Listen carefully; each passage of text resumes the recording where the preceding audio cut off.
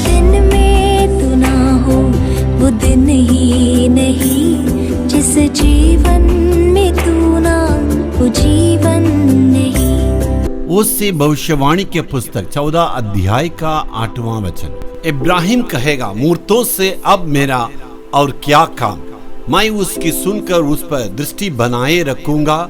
मैं हरे जानवर सा हूं, मुझसे तू फल पाया करेगा। इब्राहिम क्या कहेगा? इसके बाद मूर्ति में मुझ में कोई संबंध नहीं है। अभी तक मूर्ति पूजा करने वाले, उस बंधन में रहने वाले, मूर्तियों के बीच में रहने वाले, इसके बाद वो क्या कहेगा? हम में मूर्ति में कोई संबंध नहीं है। पुरानी जिंदगी को छोड़कर नए जिंदगी को आने के लिए वहां कहते हैं। अभी तक उनका जीवन में पुरानी आदतों में वे लाचार थे, फंसे हुए थे। अब से हम नया जीवन की ओर आगे बढ़ रहे हैं कहते। आपको मालूम है नया जिंदगी कहां से शुरू होती? जिस दिन पुरानी जिंदगी अंत होती, वहां से नया जीवन की शुरुआत होती है। इसलिए मेरे प्यारों, नया जिंदगी का मतलब है मन फिराव की आवश्यकता है।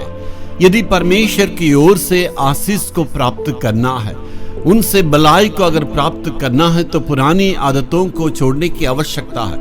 इसका मतलब मन फिराव की आवश्यकता है। परमेश्वर सबसे निवेदन के रूप में कहा जाता, मन फिराने की आवश्यकता है।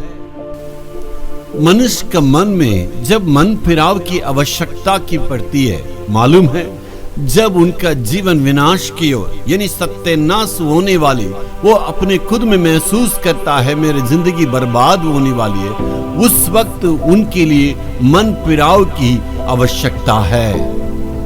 जब वो व्यक्ति पैसा के लोभ में फंस जाते हैं, इस दुनिया की अभिलाषा में फंस जाते हैं और बंधनों में फंस के विनाश की ओर, बर्बाद की ओर आगे बढ़ने के वक्त में खुद आजादी को महसूस करता है, उनके लिए आजादी की जरूरत है। इसका मतलब विनाश से बचने के लिए उनको मन फिराव की आवश्यकता है।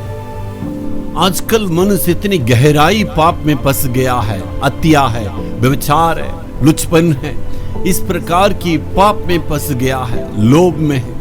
तो इस पाप से निकलने के लिए उनको एक माध्यम की आवश्यकता है, एक सामर्थ की आवश्यकता है, उनको एक मार्ग की आवश्यकता है। वो प्रभु यीशु मसीह उनको एक मन फिराव के लिए अवसर देते हैं। यीशु मसीह के पास ऐसे सामर्थ्य है, उस व्यक्ति को उस पाप से, इस दुनिया की बंधनों से यीशु मसीह ही, सिर्फ परमेश्वर का पुत्र यीशु मसीह ही उनको छुड़ा सकते हैं। जब यीशु मसीह को उस व्यक्ति विश्वास करते हैं, उनको आजादी मिलती है। Hallelujah, hallelujah.